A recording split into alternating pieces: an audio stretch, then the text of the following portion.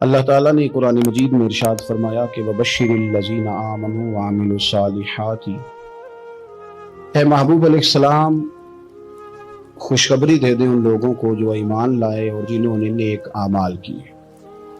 ان لہم جنات تجری من تحتها الانہار، ان کے لیے جنت ہے اور جنت وہ ہے جس کے نیچے نہریں بہہ رہی ہیں۔ اللہ تبارک و تعالیٰ نے اپنے محبوب کریم صلی اللہ تعالی علیہ وسلم کے غلاموں کو خوشخبری سنوائی، اور سنوائی بھی حضور کے مقدس لبھہ مبارکہ سے۔ آپ انہیں خوشخبری دے دیں کہ ان کے لیے جنت ہے، باغات ہیں، اور باغات وہ ہیں جن کے نیچے نہریں رواں دواں۔ لیکن کن لوگوں کو؟ جو ایمان لائے اور جنہوں نے نیک اعمال کیے۔ کچھ نہ کچھ انسان کو نہ عمل کرنا چاہیے۔ وہ جو عمل ہے نا، کوئی بندہ اپنے عملوں سے جنت میں نہیں جائے گا، جنت میں خدا کے فضل سے جائے گا۔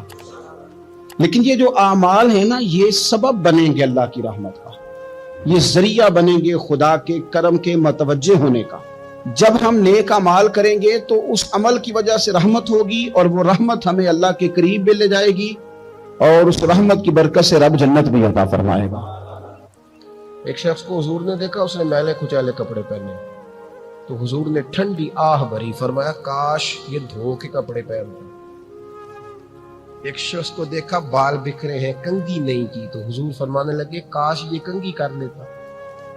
نفاست پسند آدمی پہ نا بوجھ بنتا ہے۔ جو آدمی، آپ کو پتہ ہے کہ امام شافعی تو فرماتے ہیں جمعے والے دن غسل کرنا واجب ہے، ماتے غسل نہ کرے تو جمعہ ہی نہیں ہوگا۔ اگرچہ ہمارے امام صاحب کے نزدیک سنت ہے۔ یہ سنت کب بنا؟ ایک دن نہ بہت سارے لوگ اپنے اپنے کام سے اٹھے، مسجد میں آ گئے، مسجد نبوی میں۔ کوئی کسان تھا تو کھیت سے اٹھ کے آ گیا، کوئی مزدور تھا تو مزدوری سے اٹھ کے آ گیا۔ تو مسجد میں جب بہت سارے لوگ جمع ہوئے نا، تو بعض لوگوں کو دقت محسوس ہوئی، تو رسول کریم علیہ السلام نے فرمایا کتنا ہی اچھا ہو کہ تم جمعے والے دن نہا کے آیا کرو۔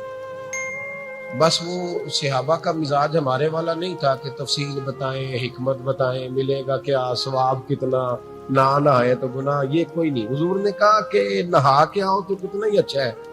پھر کسی صحابی نے کبھی بھی بغیر غسل کیے جمعہ ادا ہی نہیں کیا۔ کسی نے بغیر غسل کے کبھی جمعہ ادا ہی نہیں۔ دیکھیں نا، اسلام بڑا خوبصورت دین ہے۔ حضور نے فرمایا جو کچا پیاز کھائے وہ مسجد نہ آئے، پہلے مسواک کرے، دانت صاف کرے، پھر آئے۔ نبی پاک صلی اللہ علیہ وسلم نے فرمایا جو کچی مولی کھائے مسجد نہ آئے۔ مولی کھانا جائز ہے، پیاز کھانا جائز ہے، لیکن منہ سے بدبو آتی ہے۔ نبی پاک علیہ السلام کا ظاہری حسن کیا بات ہے۔ میلاد مبارکہ میں نبی پاک علیہ السلام کی جو چیز بڑی کھول کے واضح آتی ہوتی ہے وہ رسول اللہ کا حسن و جمال ہے۔ آپ کی والدہ، آپ کی والدہ، آپ کی والدہ سیدہ طیبہ طاہرہ حضرت سیدہ آمنہ رضی اللہ تعالیٰ، اماں جی کہتی ہیں کہ میرے محبوب جب میرے بطن اقدس میں آئے تو جو تکالیف عورتوں کو ہوتی ہے مجھے ان میں سے کوئی تکلیف بھی نہیں ہوئی، اور اماں جی کہتی ہیں مجھے کبھی کوئی ثقل، کوئی بوجھ محسوس نہیں ہوا، اور فرماتی ہیں کہ جو ولادت کے وقت لوگوں کو، عورتوں کو تکلیف ہوتی ہے مجھے وہ بھی نہیں ہوئی، اور فرماتی ہیں کہ نبی کریم علیہ السلام پیدا ہوئے تو ہمیں حضور علیہ السلام کی ناف کو کاٹنا نہیں پڑا، ناف بریدہ پیدا ہوئے، ختنہ شدہ پیدا ہوئے۔ آپ کو پتہ ہے عورتیں غسل دیتی ہیں بچے کو پیدا ہونے کے بعد، لیکن میرے محبوب نے سجدہ ہی کر لیا پیدا ہوتے ہی، امتی امتی کہتے ہوئے پیدا ہوئے۔ حق نے فرمایا کہ بخشا الصلاۃ والسلام، اور پہلے سجدے پر روز ازل سے درود۔ میرے امام فاضل بریلوی کا جو انداز تکلم ہے نا، اس کی بھی حد ہی کوئی نہیں، کوئی حد ہی نہیں، کہاں تک ان کی محبت جاتی۔ کہنے لگے پہلے سجدے پہ روز ازل سے درود، یادگاری یہ امت پہ لاکھوں سلام، یادگاری یہ امت پہ لاکھوں سلام۔ بتائیے بغیر وضو کے، بغیر غسل کے سجدہ ہو جاتا ہے؟ تو حضور نے سجدہ کر کے بتایا کہ اللہ نے مجھے پاک صاف پیدا کیا ہے۔ نبی پاک صلی اللہ علیہ وسلم کی والدہ نے جب یہ باتیں ارشاد فرمائیں تو لوگوں نے پوچھا ان سے کہ اماں جی پھر آپ ایک جملے میں بتائیں کہ ماجرا سارا کیا تھا، آخر ایک ولادت تو ہوئی نا، آپ کے وجود اطہر سے ایک بچہ تو نکلا، تو یہ کیا تھا؟ تو سیدہ آمنہ فرمانے لگی خارج منی نور، بس میرے وجود سے ایک نور نکلا، بس میرے وجود سے ایک، اور روشنی آتی جاتی ہے تو کسی کو تکلیف نہیں دیتی، ایک نور نکلا۔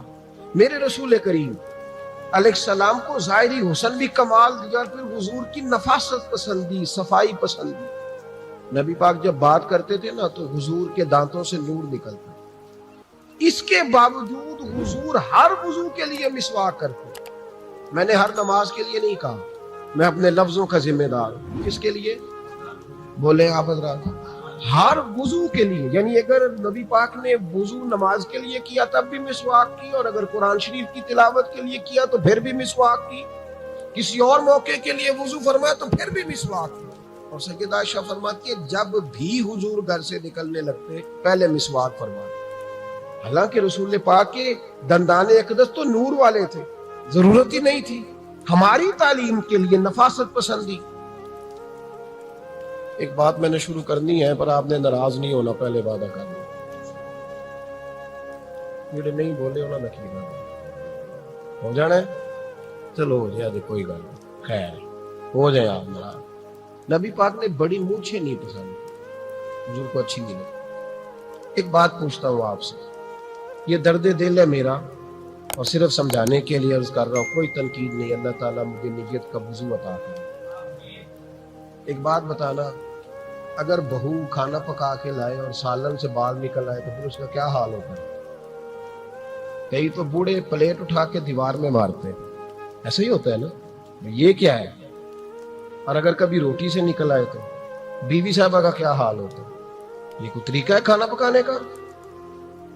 اور اللہ تعالیٰ معاف کرے، اگر کبھی ہوٹل میں چلے جائیں امیر لوگ 15,000 کا ڈنر کرنا تو وہاں کسی سالن کی پلیٹ سے بال نکل آئے تو پھر تو پیسے کیا دینے ہیں، پھر تو ان کو اور جرمانہ ہو جاتا ہے۔ یہ تو سارے بال نکل آئے تو مشکل، اور ویسے بھی جو نفاست ہے نا طبیعت کی، اس پر بوجھ بنتا ہے، بال کھانے میں ہو آٹے میں ہو تو بوجھ بنتا ہے۔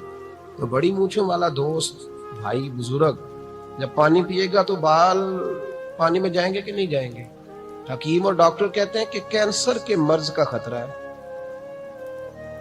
اب باقی بھی راضی نہ ہو، حضور نے بڑی مونچھیں بھی پسند نہیں کی اور چھوٹی داڑھی بھی پسند نہیں کی۔ حضور نے فرمایا داڑھیاں بڑھاؤ، مونچھوں کو پست کرو، مشرکین کی مخالفت کرو۔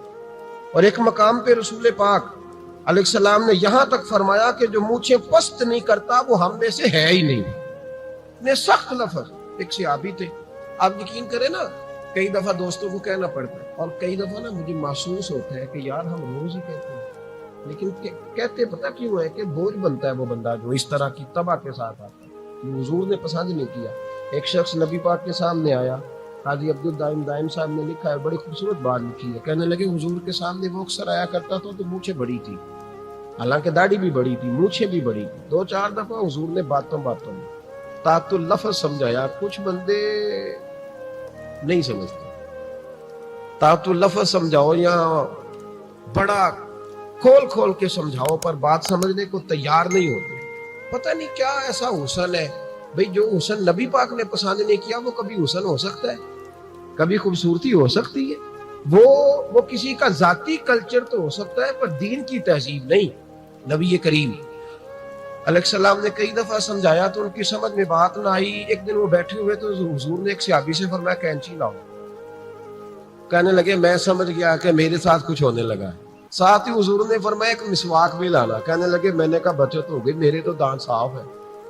تو یہ شاید اس کی بات ہونے لگی ہے جس کے دانت بھی ٹھیک نہیں۔ دونوں چیزیں جب آ گئی نا تو حضور اٹھے اور نبی پاک نے مسواک ان کے ہونٹوں پہ رکھی، اسی سے آ گئی، ہونٹوں کے اوپر مسواک رکھ کے تو اوپر سے حضور نے مونچھیں کاٹ دی اور میں یہ نہ ایسا کرو، یہ چیز مجھے پسند نہیں ہے۔ حضور نے نفاست پسندی کو، اب تو اللہ تعالیٰ خیر کرے ملانگا آ گیا مارکیٹ میں، ملانگ درویشی فقیری، ان کے پاس رش بھی زیادہ ہے، ان کے درباروں پہ بھی رش زیادہ ہے جی۔ کہتے ہیں حضرت صاحب درویش آدمی ہے، بھائی روٹی تو پورے ٹائم پہ کھاتا ہے، مونچھیں کٹوانے میں ہی درویش ہو گیا، نہ بال کٹواتا ہے نہ مونچھیں کٹواتا ہے۔ یہ گرو نانک کی تعلیمات ہے، یہ نبی پاک کی تعلیم نہیں۔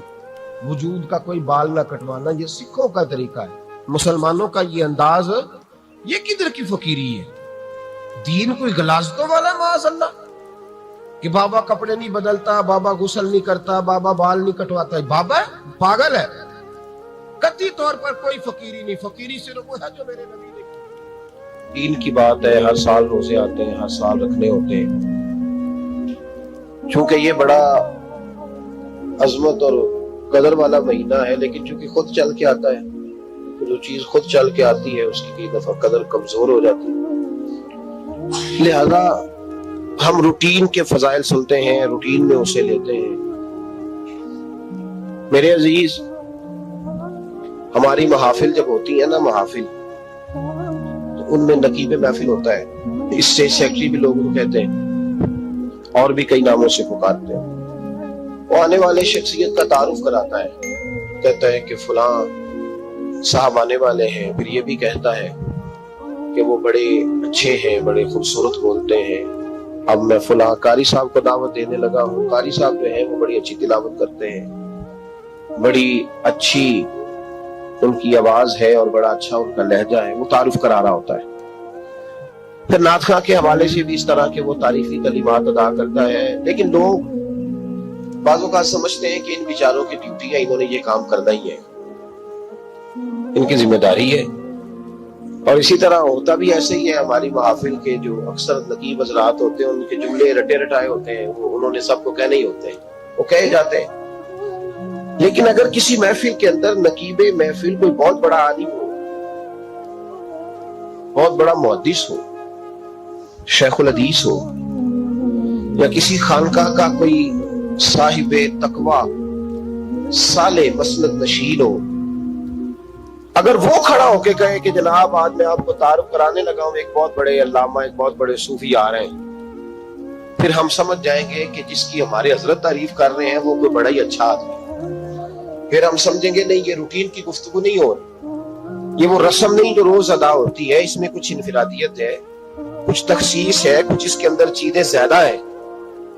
وہ پھر انفرادی طور پر ہم تھوڑا سا اس کو زیادہ درجہ دیں گے. نہیں، حضرت جی کہہ رہے تھے آج میں نے قبلہ سے سنا ہے، آج فلاں شیخ اور صوفی نے فلاں کی تعریف کیا تو بات کچھ زیادہ ہوگی. میرے بھائیوں، مثال دی ہے آپ کو سمجھانے کے لیے کہ رمضان المبارک وہ عزت اور عظمت والا مہینہ ہے جس کا تعارف کسی عام آدمی نے نہیں، رب کریم کے قرآن نے بیان فرمایا ہے اور میرے مصطفیٰ کریم کی زبان اطہر نے بیان فرمایا ہے. کہ نہ آنے سے پہلے بخاری مسلم میں حدیث ہے، حضرت سلمان فارسی رضی اللہ تعالیٰ عنہ کہتے ہیں رمضان شروع ہونے سے پہلے نبی پاک نے ہمیں مسجد میں بلایا اور خطبہ ارشاد فرمایا باقاعدہ، اور ارشاد فرمایا لوگوں تم پر ایک مہینہ آنے والا ہے جس میں اللہ اپنے بندوں پر خاص قسم کی رحمتوں کا نزول فرماتا ہے. خود رسول پاک ہمیں کس قدر زیادہ اس مہینے کا اکرام کرنا ہے اور کس قدر زیادہ اس کو اہمیت دینی ہے اور کس قدر زیادہ ہمارے لیے وہ باعث عظمت ہے کہ جس مہینے کے فضائل خود رسول پاک علیہ السلام نے بیان فرمائے. اور نبی پاک صلی اللہ علیہ وسلم نے فرمایا کہ اس مہینے میں تم نفل پڑھو گے تو اللہ فرض کے برابر ثواب عطا فرمائے، اور فرض کا ثواب اللہ 70 گنا عطا فرمائے. کتنا بولیے؟ اچھا ہوتا پتہ کیا ہے، ہمارے ہاں لوگوں کو پتہ چل جائے نا فلاں کاروبار آج کل زیادہ صحیح چل رہا ہے تو سارے لوگ وہی کاروبار شروع کر لیتے ہیں. سی این جی کچھ دنوں میں بڑی زبردست تجارت ہوتی تھی، تو میرا خیال ہے کہ ہر کلومیٹر پر اللہ ماشاءاللہ سی این جی نظر آتی تھی. اب لوگوں نے سمجھ لیا ہے کہ شاید کھانا کھانے کا لوگوں کا مزاج زیادہ ہے، تو ہم جس چوک میں کھڑے ہوتے ہیں، جس جگہ جاتے ہیں، وہاں لوگ سب سے پہلے بتاتے ہیں کہ یہاں فلاں ہوٹل بڑا معروف ہے، اس پہ آپ کو کھانا کھلائیں گے. اب ہر آدمی نے ہوٹل کھول لیا، بلکہ اللہ تعالیٰ معاف کرے، ہمارے ہاں تو تعلیم بڑی اچھی تجارت ہے. جب سے سرکاری اسکولوں کی حالت تھوڑی خراب ہوئی تو ہر بندے نے پرائیویٹ اسکول کھول لیے. بہت بڑی تجارت ہے معاذ. میں کبھی کبھی پریشان ہو جاتا ہوں کہ وہ قوم کیسے آگے بڑھے گی جو تعلیم بیچتی ہے. اور اللہ تبارک و تعالیٰ مجھے معاف کرے تو ہمارے ہاں تو صحت کا شعبہ سب سے زیادہ تجارت کا حامل ہے. کہ اگر کوئی آدمی اچھی انویسٹمنٹ کر کے کسی اچھی جگہ ہاسپٹل بنا کے کوئی 2-4 اسپیشلسٹ ڈاکٹر بنا لے تو پھر تو وہ بے شک جھاڑو کے ساتھ پیسے جمع کرے، مسئلہ ہی کوئی نہیں. ہم یہ کرتے ہیں کہ جو پتہ محسوس ہوتا ہے نا کہ اس جگہ مجھے رمق زیادہ نظر آ رہی ہے، تجارت میری زیادہ بڑھے گی، تو لوگ ادھر توجہ کر لیتے ہیں. وہ خدا کے بندوں صحابہ کا مزاج یہ تھا کہ جہاں انہیں پتہ چلتا تھا نا اس نیکی کا ثواب زیادہ ہے تو وہ بھاگ کر اس نیکی کی طرف توجہ کرتے تھے. آپ صحابہ کی سیرت کی کتابیں دیکھیے. حضرت انس بن مالک رضی اللہ تعالیٰ عنہ فرماتے ہیں جب نبی پاک علیہ السلام نے رمضان کی شان بیان کی تو صحابہ کا یہ مزاج بن گیا کہ وہ اپنے سارے کام رمضان سے پہلے سمیٹ لیتے تھے. رمضان شریف سے پہلے سارے کام سمیٹ لیتے, لینے دینے کے معاملات صاف کر لیتے, خریداری ہو جاتی. گھر کے اندر کوئی کام کرانا ہوتا تو وہ رمضان سے قبل کرا لیتے. یکم رمضان کو وہ مسجدوں میں ڈیرے لگا لیا کرتے. وہ کہتے تھے نیکیاں جمع کرنے کے یا نیکیاں. دیکھیں نا سب سے مصروف ترین زندگی ہمارے نبی پاک صلی اللہ علیہ وسلم کی زندگی. 23 سالوں میں نبی پاک علیہ السلام نے 2300 سالوں سے بھی زیادہ کام کیا. بڑا مصروف وقت تھا حضور کا, بڑا مصروف. ہمارے یہاں نا میں ایک جگہ پہ حاضر تھا تو ایک بزرگ تقریر فرما رہے تھے. وہ کہہ رہے تھے اب خانقاہوں میں جو اللہ اللہ ہو رہی ہے وہ چھوڑ کے باہر نکلو, اب میدان میں نکلنے کا دور ہے. تقریر ختم ہوئی تو میں نے کہا حضرت ناراض نہ ہوئیے گا, ویسے کون سی خانقاہ میں اللہ اللہ ہو رہی ہے جہاں سے آپ باہر نکال رہے, تو دور ہی گزر کے اللہ اللہ کر لیں.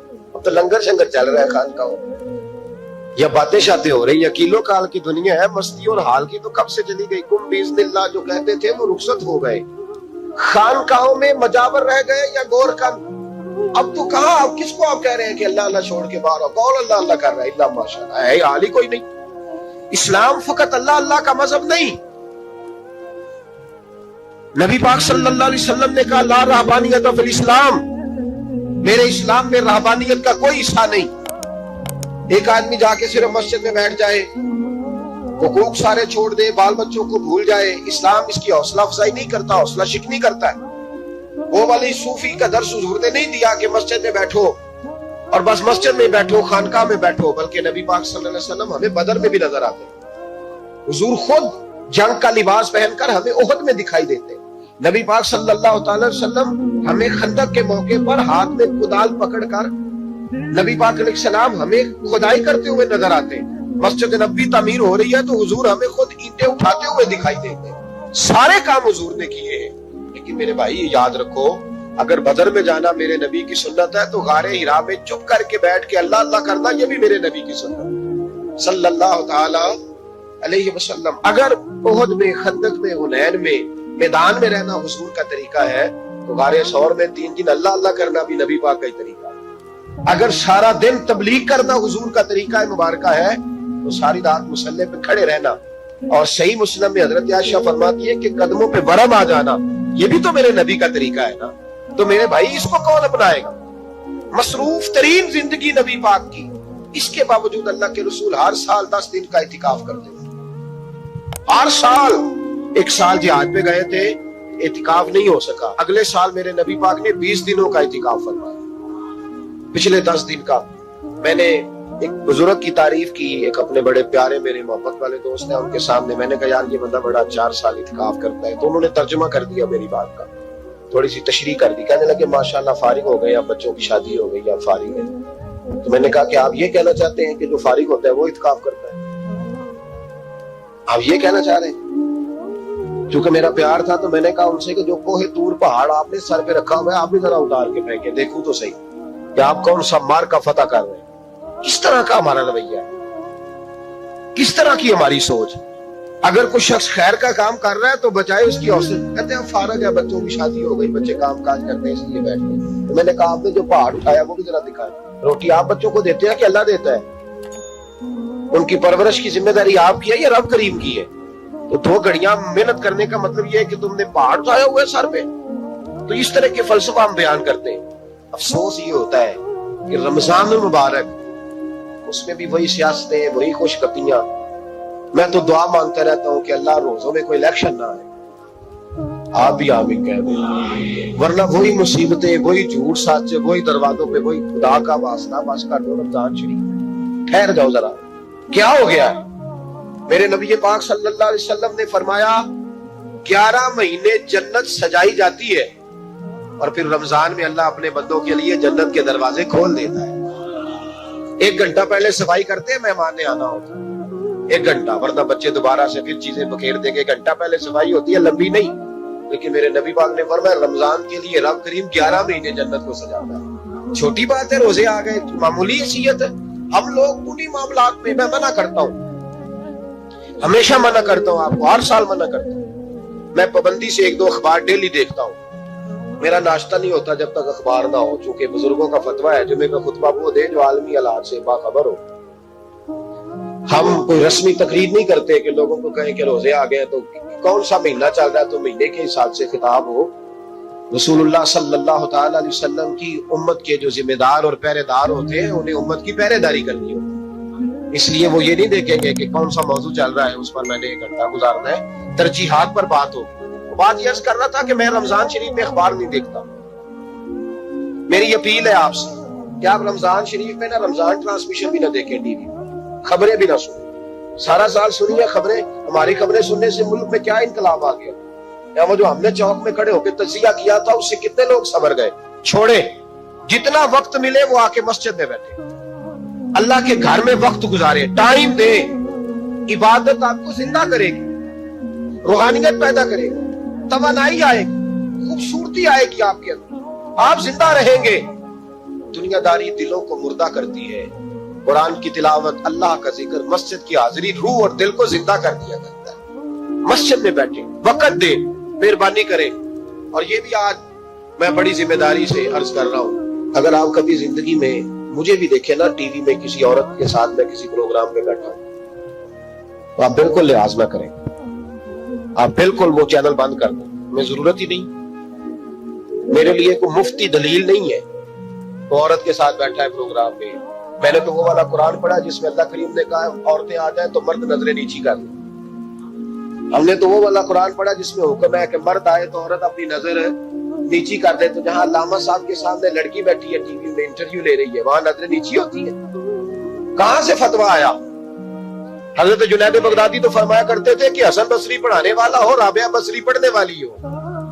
तो फिर भी उनको बगैर पर्दे के पर्दे पढ़ाने की इजाजत नहीं है। बात खत्म हो गई। कल मुझे सरकारी यूनिवर्सिटी है